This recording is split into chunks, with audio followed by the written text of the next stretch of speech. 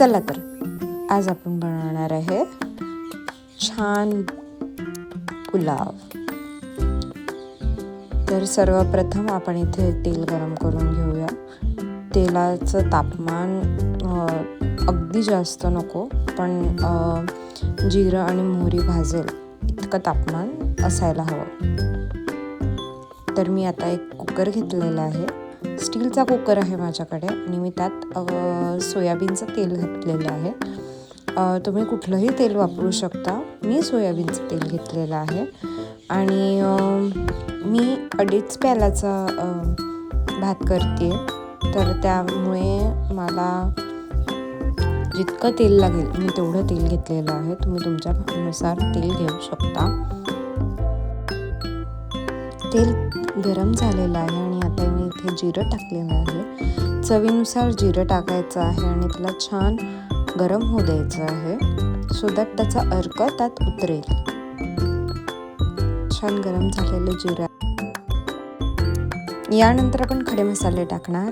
त्यात मिरे, लवंग, इलायची आणि कलमी घेतलेली आहे मी। त्यानंतर हे तेजपान टाकायचे आहे। तर अशा प्रकारे मी इथे सगळे खडे मसाले टाकून घेतलेले आहेत छान। आणि आता याला परतवायचं आहे, याचा छान अर्क उतरू द्यायचा आहे तेलामध्ये। आणि हे छान झाले यानंतर आपण पुढची प्रक्रिया करणार।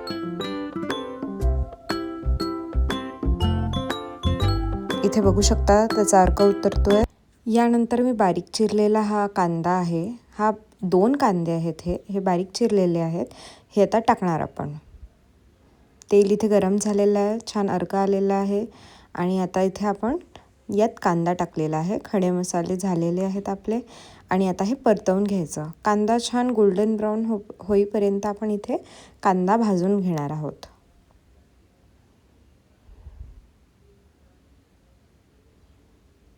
हा आपला कांदा गोल्डन ब्राऊन झालेला थोडासा दिसतोय आपल्याला। आता या गोल्डन ब्राऊन झालेल्या कांद्यामध्ये आपण भाज्या टाकून घेणार आहे। इथे मी बीन्स घेतलेले आहे, गाजर घेतलेले आहे, कोबी घेतलेली आहे। हे सगळं मिश्रण आपण आता यात टाकणार आहोत। याला छान परतवून घ्यायचं आहे, जेणेकरून या भाज्या हलक्याशा शिजतील। अगदी जास्त नाही शिजवायचं आहे आपल्याला, यांना छानपैकी सॉटे करून घ्यायचं आहे। या भाज्या फ्राय करून घेण्याचा मागचा उद्देश एवढाच आहे की याचा अर्क त्यात उतरला पाहिजे आणि भाज्या थोड्याशा मऊ झाल्या पाहिजे, जेणेकरून त्या करच्या नाही राहतील। आणि आता या सगळ्या भाज्या छान परतवून घ्यायच्या आहेत।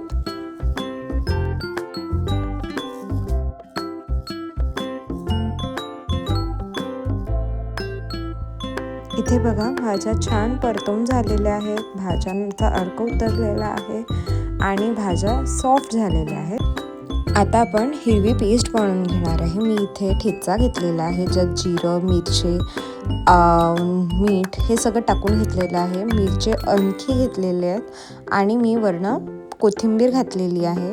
यात मी कडुनिंब टाकलेला आहे, जिरं टाकलेलं आहे, कडुनिंबाचा स्वाद खूप छान येतो आणि जिरं तर हवंच। आणि याच्यात छान पाणी घेऊन पेस्ट करून घ्यायची। ही बघा अशी छान पेस्ट तयार झालेली आहे। त्यानंतर आपण ही पेस्ट या मिश्रणात टाकणार आहोत आणि छान परतवून घ्यायची आहे। या पेस्टला थोडंसं शिजू द्यायचं आहे। कोथिंबिरीचा अर्क, मिरची वगैरे छान यात मिक्स झाली पाहिजे आणि याला एक 5 ते 10 मिनटं मिक्स करून घ्यायचं आहे सगळ्या भाज्यांसोबत। आता यात अद्रक लसणाची पेस्ट टाकून घ्यायची आहे। यात फक्त अद्रक, लसण आणि थोडासा सांबार, ही ऑलरेडी मी बनवलेली पेस्ट असते, हीच मी पेस्ट टाकत असते यात। ही छान मिक्स करून घ्यायची आहे कोथिंबिरीच्या मसाल्यासोबत आणि या भाज्यांसोबत।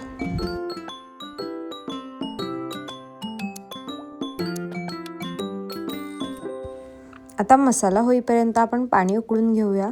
इंडक्शनवरती मी पाणी ठेवलेलं आहे। 2.5 ग्लासाच्या भाताला मी 3 ग्लास पाणी घेतलेलं आहे। बघा इथे छान आपली हिरवी पेस्ट मिक्स झालेली आहे आणि बघा छान तेल सुटलेलं आहे. आता यात आपण भिजवलेल्या सोयाबीनच्या वड्या घालणार आहोत. या मी 15 मिनिटं अगोदर भिजू घातलेल्या सोयाबीनच्या छोट्यावाल्या वड्या आहेत. या आता आपण यात टाकणार आणि छान याला मिक्स करून घ्यायचं आहे.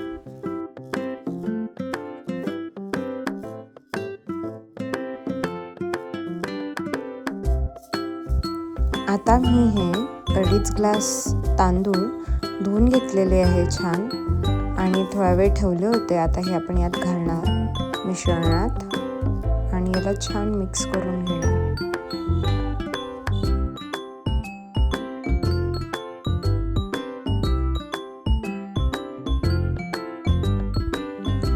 छान या भाताला मिक्स करून घ्यायचं आहे आणि हा मिक्स होईपर्यंत छान आपण याच्यात आता पाणी घालणार आहोत.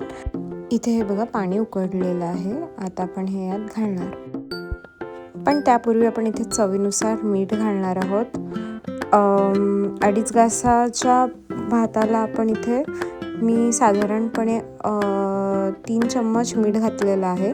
हे सेंधव मीठ आहे, त्यामुळे मी थोडं जास्त घालते आहे, अगदी झोमणारं मीठ नाही आहे. इथे बघा मी मीठ टाकून घेतलेलं आहे.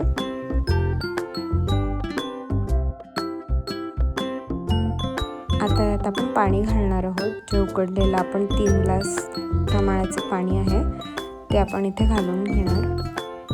अगदी थोडंसं वर येईपर्यंतच घालायचं आहे पाणी, कारण जास्त पाणी टाकाल तर भात मोकळा होणार नाही. त्याला एकदा फेरी द्यायची आहे आणि कुकरची शिट्टी लावायची आहे आणि कुकर बंद करून घ्यायचा आहे.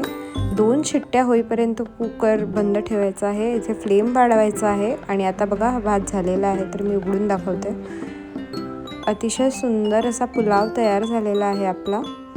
यात छान सोयाबीनच्या वड्या वर आलेल्या आहेत.